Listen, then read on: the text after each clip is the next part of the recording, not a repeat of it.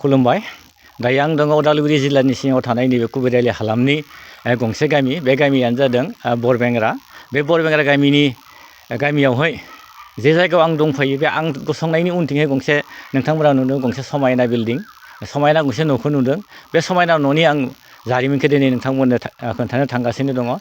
बावैसो सिगां एबा दान मोनसेनि सिगां आं नोंथांमोननो बे कुबिराइलि हालामनिनो बाथाबारि मुंनि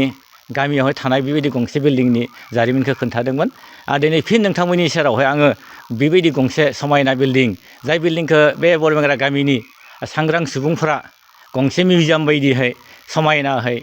बेखौ संरैखाथि होना लाखिदों बे समायनाहै संरैखाथि होना लाखिनाय बे बिल्डिङालाय मामोन मानि थाखाय बिथांमोना एसेबां अननानै बेबायदि समायनाहै संरैखाथि होनानै दोनदों मानि थाखाय बे बिल्डिङाव सासेबो मानसि गैया बे एसेबां समायना लुनाय बे न'आवहाय लाख लाख रांजों लुनाय बे समायना न'आवहाय सासेबो मानसि थाया सान हर बेयावहाय लांदां बेखौ नेनो थाखाय रावबो गैया बेयाव जिरायनो थाखाय बेयाव गेलेनो थाखाय बेयावहाय उन्दुनो थाखाय सासेबो मानसि थाया बिनि जारिमिना मा आं बेखौ नोंथांमोननो खोन्थानो थांगासिनो दङ नोंथांमोना थारैनो गोसो गुदुं जानानै दङ बे थारैनो बे आंनि उनाव थानाय बिल्डिङालाय मा आं नोंथांमोननो खोन्थानो लुबैबाय बेयो जादों गंसे जोंनि बर' माहारिनि आंगोनिबो आंगो जायजों बर' रावजों जोङो सोलोंथाइखौ लायो बे सोलोंथाइ लाग्रा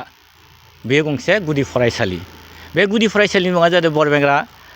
LP स्कुल बे बरबेंग्रा LP स्कुला 1940 मायथाइयावनो गायसनजादोंमोन बे 1940 मायथाइयाव गायसनजानानै दिनै फैयै फैयै 2 बोसोरनि सिगाङावहाय बेनि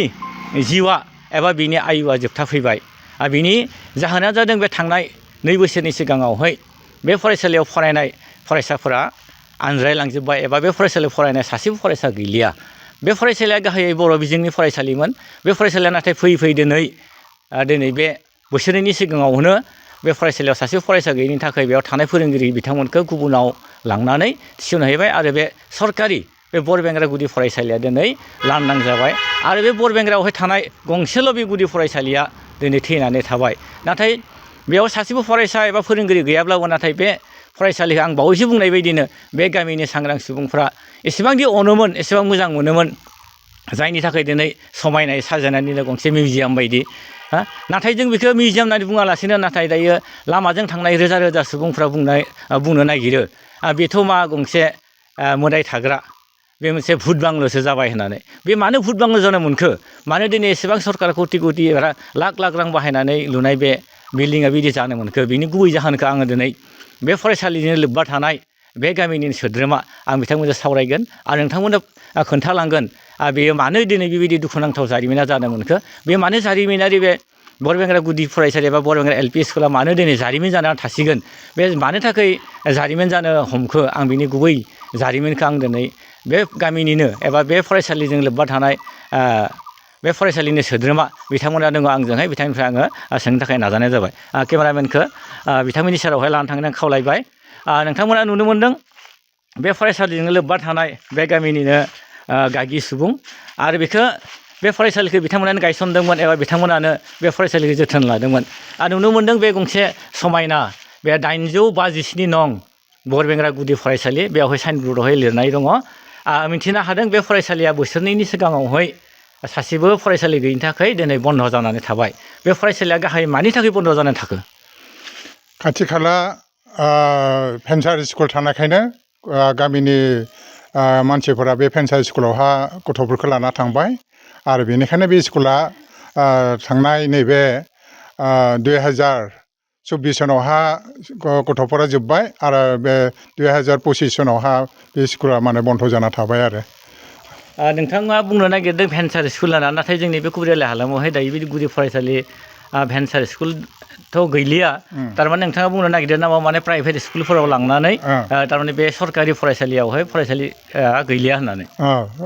बेबायदिनो बे भेन्सार स्कुलावहा लाना थांनानै बे जोंनि जे सरकारि स्कुला माने बन्द' जाना थाबाय आरो थारमाने प्राइभेट स्कुलाव लांनानै आरो जेनेबा बेयावहाय थांनाय बोसोरनि सिगाङावहाय फरायसाफोरा दङमोन फोरोंगिरिबो दङमोन एसेबां समायना बिल्डिं सरकारा जानाय लोंनाय होयो ड्रेस होयो बेबायदि होसेयावबो बे बर' बिजोंनि फरायसालिया मानो बायलांखो होनना नोंथाङा आरोबाव बुंनो नागिरो दा मानो बायलांखो माने दा गथ'फोरा गारजेनफोरा बे स्कुलावहा माने खाथियावहा माने बे प्राइभेट स्कुल थानायखायनो बेयावहा माने लाना थांबाय आरो इंलिस मिडियाम आरो बायदिसिना भाखानि थाखाय बेयाव माने लाना थांनाय जाबाय आरो जेनेबा बिनि थाखायनो बे फरायसालियावहाय दायो फरायसाफोर गैयिनि थाखाय बन्द' जानो गोनां जाबाय बन्द' गोनां बे गासैनि जाहोननि थाखायनो माने जोंनि बे बरबेंग्रा गुदि फरायसालिया बन्द' जाबाय आरो नुनो मोनदों बे फरायसालिया बोसोरनि सिगाङावनो फरायसा गैलिया फोरोंगिरि गैलिया नाथाय थेवब्लाबो बे नोंथांमोना एबा बे गामिनि सुबुंफोरा एसेबां समायनायै साजायना दोननाय बायदि मिउजियाम बायदि बानायना दोनदों बेखौ बिनि जाहोना मा जों माने सानदोंमोन गामिनि जिथुनाखि गथ'फोर बे गथ'फोरा जाहाथे सिगांनिफ्रायनो जिहेथु 1947 सनावनो बे स्कुला स्थापित जानायमोन आरो बे 1947 सननिफ्रायनो गथ'फोर जोंनि गामिनि गोबां माने सुबुंफोरा माने बेनिफ्रायनो हिखित जाबाय आरो माने मा होनना बुङो साख्रिबो बहुद मोनबाय आरो बेनिखायनो जोंबो माने बे स्कुलखौ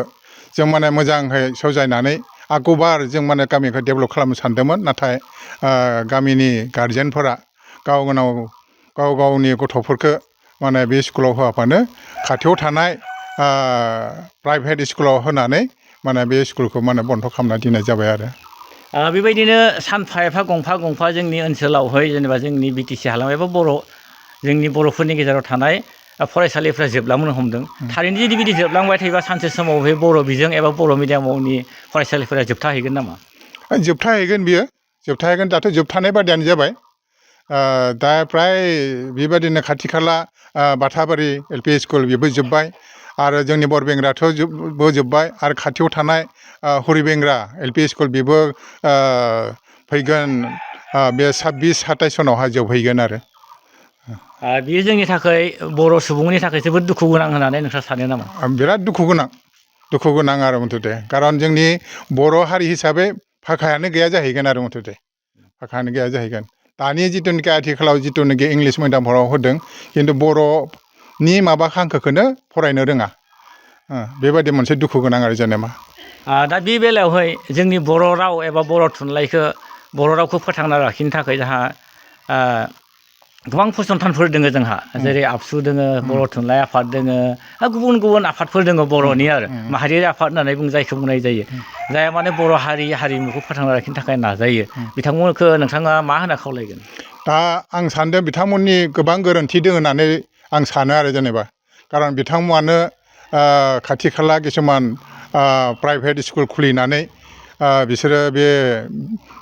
बेयावहा किसुमान गथ'फोरखौ लाना थांबाय गारजेनफोराबो बेयावबो हैबाय आरो फारसेथिं माने गावसोरनि किसुमान बेबहायनि थाखायबो आरो फारसेथिं माने जोंनि बर' हारिनि थाखायबो माने खहा जाना दङ आरो बेयो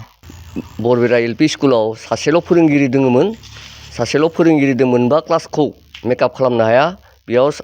साथाम बा साब्रै टिचारबाबो नांगौ जानानै थायो बेनिखायनो दुखु मोननानै गारजेनफ्रा गुबुन प्राइभेट स्कुलफोराव इंलिस मिडियामफोराव हैनाय जाबाय बेनिखायनो स्टुडेन्टफ्रा जाहा खम जालांबाय बेयाव बेनिखायनो बे स्कुला गोमाना थादों दायो लोगोसे बिजाबबो नांगौबायदि समाव बिजाबफोरखौ सफैया होफैनो हाया सासेल' टिचारनि कारने आरो बिनिखायनो स्टुडेन्टफोरखौ बे गारजेनफ्रा बोखारनाय जादों आरो बिजाब गैयिनि कारनेनो जोङो नुनो मोनो सरासनस्रायै गंसे सरकारि फरायसालियावहाय गाननाय जोमनाय जानाय लोंनाय गासैखौबो होयो थेवब्लाबो बेबायदि सासेयावबो माने मा खालामखो फरायसाफोरखौ गुबुनाव लांबाय बिनि जाहोना बे फोरोंगिरि गैयै एबा सम मथे बिजाब मोनैखौ होननानै नोंथाङा सानो नामा फोरोंगिरि गैयैनि कारनेनो बेफोर गासैबो जादों फोरोंगिरि सासेजों मेकआप खालामनो हाया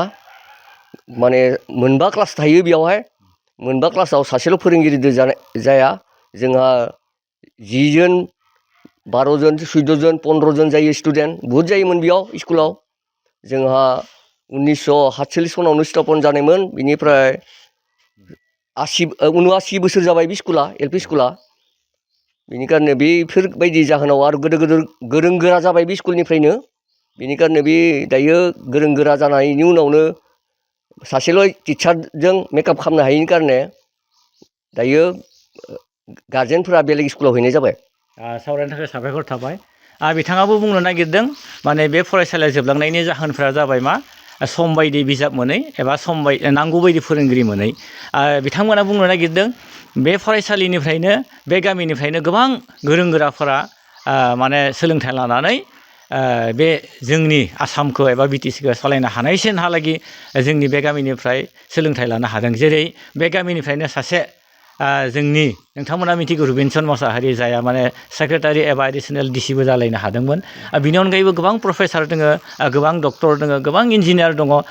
माने बे गामिनिफ्राय बे फरायसालिनिफ्राय फरायलांनानैनो एबा बे गामिनिनो फरायसा बिथांमोनानो बिनिखायनो बिथांमोना दिनै दुखु फोरमायदों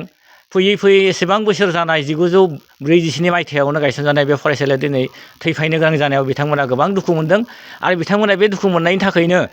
बे फरायसालिखौ माने बावनो हायैनि थाखायनो बिथांमोना जोबोद जोथोनै लाखिदों आरो बिथांमोना हानायसिमहै बिथांमोना फोरमायदोंमोन हानायसिमै बे फरायसालिया बायागौमानि जियागौमानि बेखौ साब सिखोनै लाखिगोन